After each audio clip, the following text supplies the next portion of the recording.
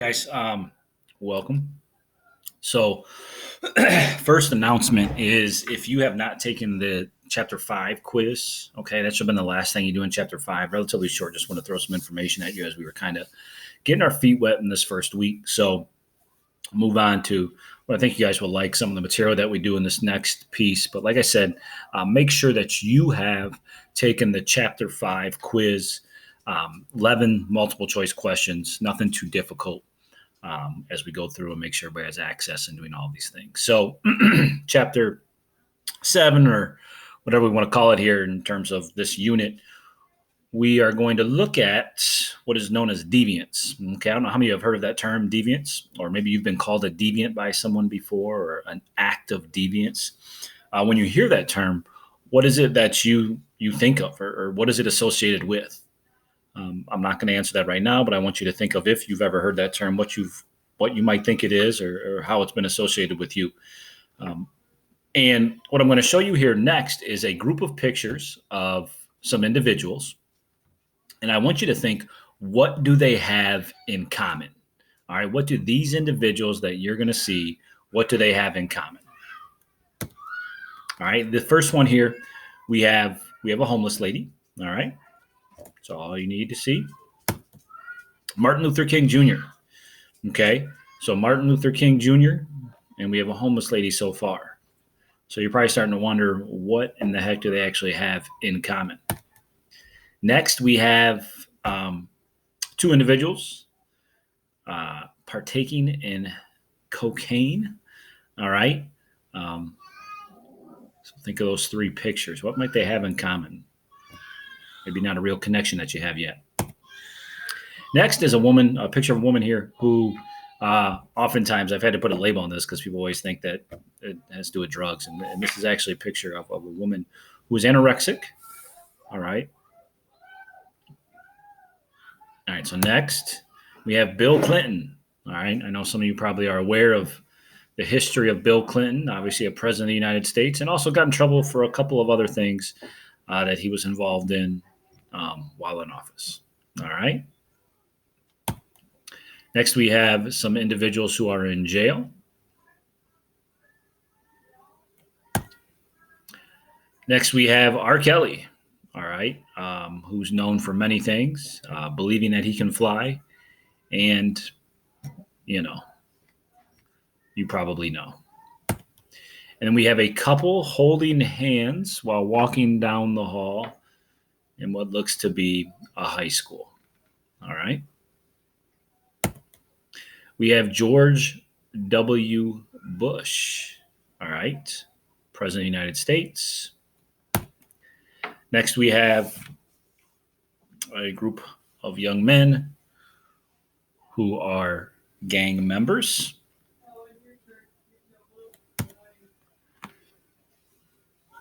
And then we have the Pope, okay? We have the Pope, and we end with a young man gambling, all right? Now, as we go through this, I'm going to go through a little rapid here. These pictures of these individuals. This is a lot of different types of people, okay? With different histories, different backgrounds all over the place. So to come up with what actually do they have in common might be a little difficult, all right? So what we want to look at here is, let's go back to the idea of what is deviance. Deviance is behavior that departs from societal or group norms, okay? All of those individuals in some sort of way could be considered deviants, all right? We often associate the term deviance with crime. That's usually, or somebody that's a troublemaker. That is not the only type of deviance, all right? So it's behavior that departs from societal or group norms. There can be good things that happen because of deviant acts, all right? And there can definitely be some bad things that happen, all right? Or there could be lifestyles that are different from the norm in our society also, which could be considered deviance.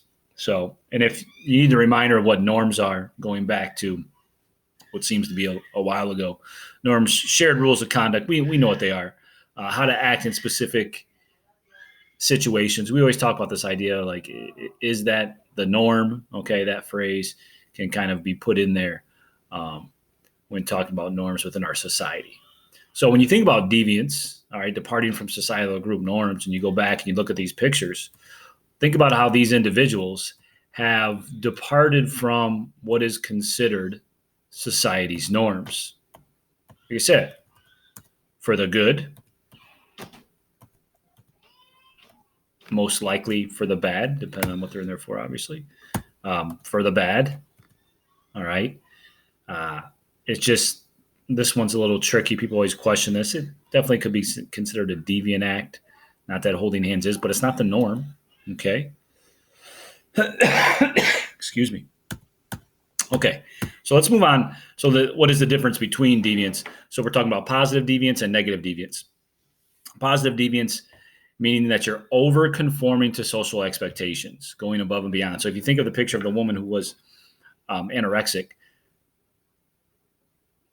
it is her over conforming to society's expectations of what people should look like. All right. Not saying that's a good, not societal's expectations might not be good, but all right, her over conforming is considered deviant. All right. And oftentimes positive deviance for over conforming is accepted or praised, going above and beyond. It's not always the norm. Okay. I think this is the status quo, going above and beyond is usually good. All right. And it's accepted and it's praised, but it's still deviance in the sense that it's shifting away. All right. Departing from society or group norms. So, negative deviance involves behavior under conforming to accepted norms.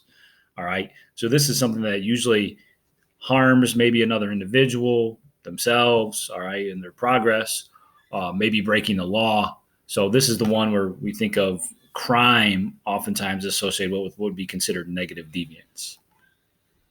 All right.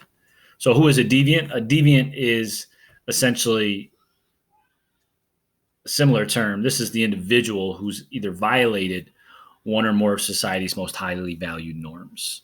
All right. Acting with deviance does not make you a deviant. All right. A deviant lifestyle, like the individuals that I showed you, they'd be considered deviants, a lot of them, because it is a way of life. What Dr. King did with his positive deviance, all right, he'd be considered a deviant, obviously in a positive way. But all right, that was a way of life, obviously, for him for majority of his life. Also, you can think about those that are under conforming. Some people crime as a lifestyle. It can be. So the idea of this is how do we then control, all right, or what do we have in place to encourage conformity to the norms? And this is what is called social control. All right, and you guys are involved with this all the time. All right, where you see this in school all the time. You see this probably outside of school as individuals who are trying to be controlled and in a positive and negative way. All right. We're trying to encourage conformity. Excuse me.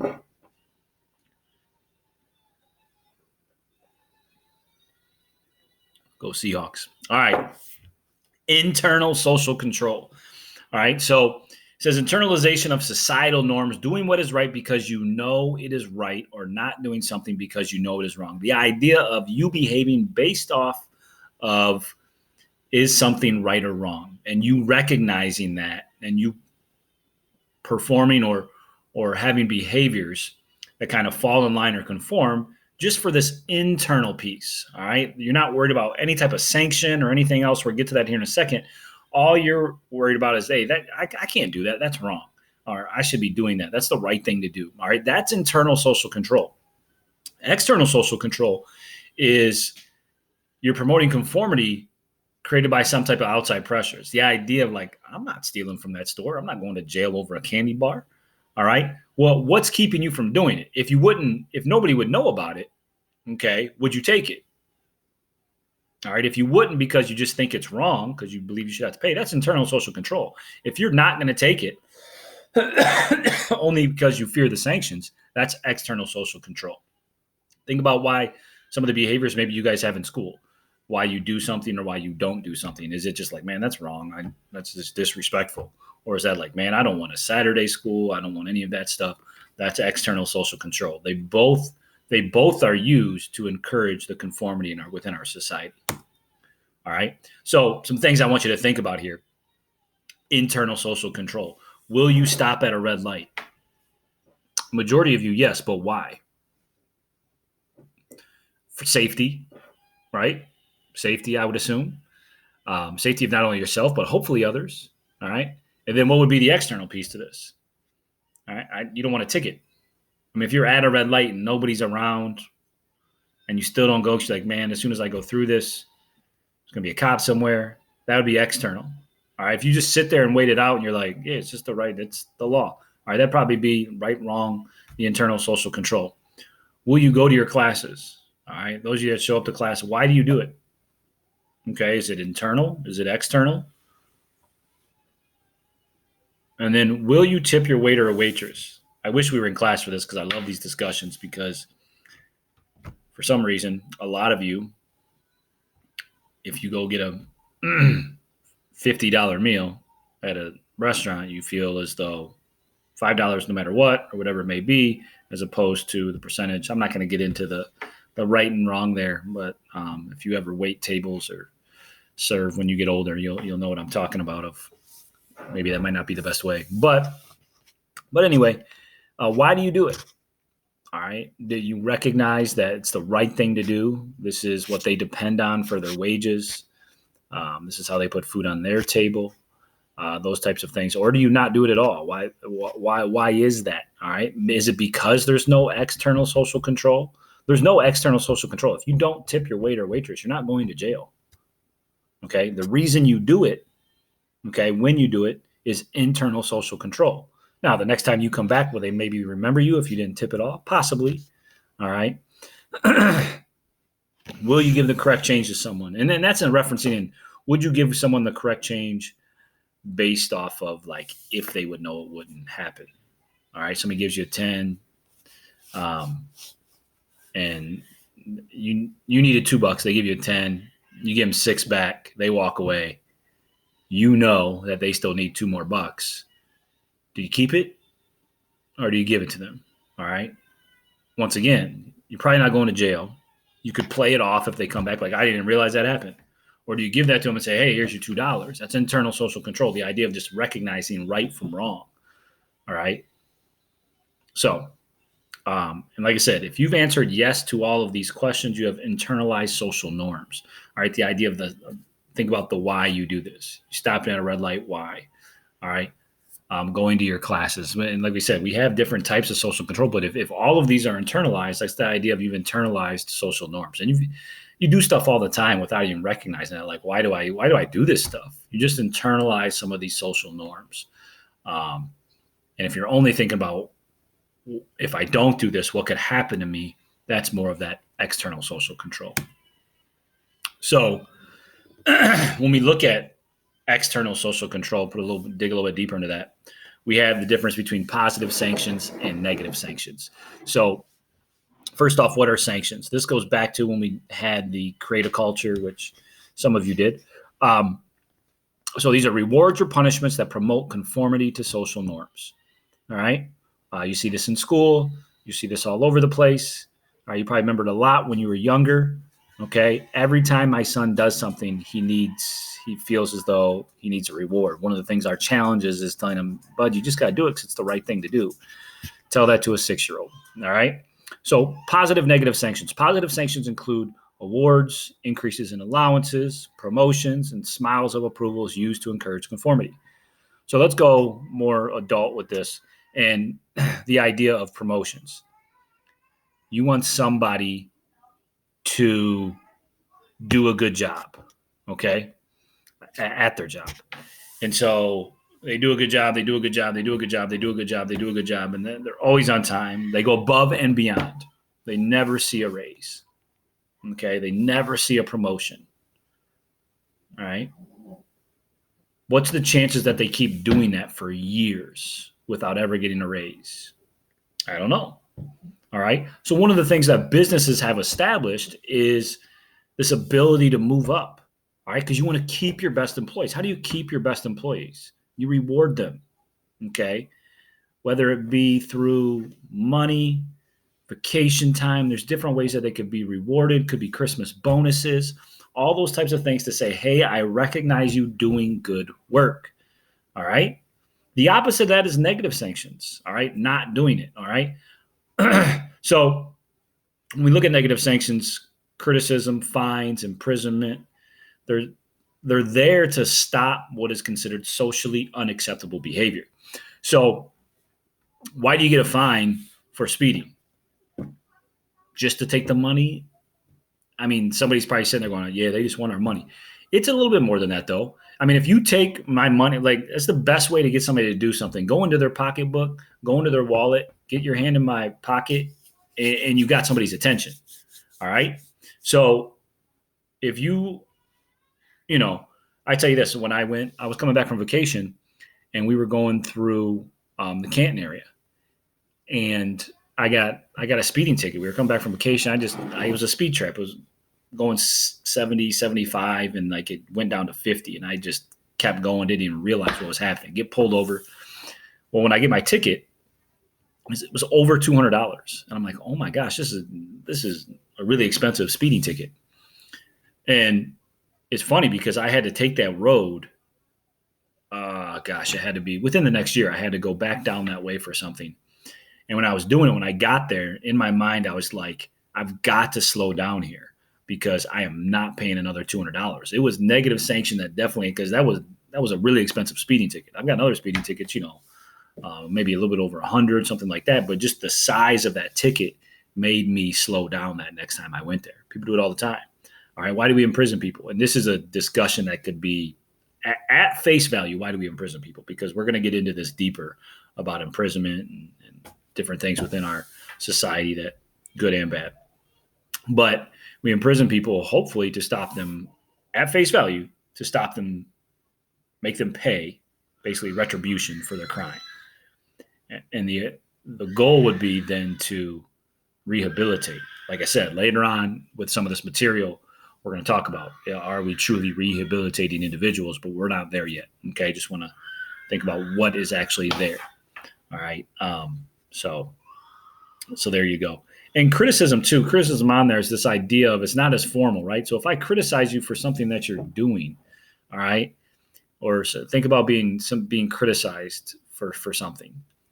It doesn't make people feel good. You don't feel good when you're being criticized. So you want it to stop. So if you want something like that to stop, what do? Okay, you change your behavior.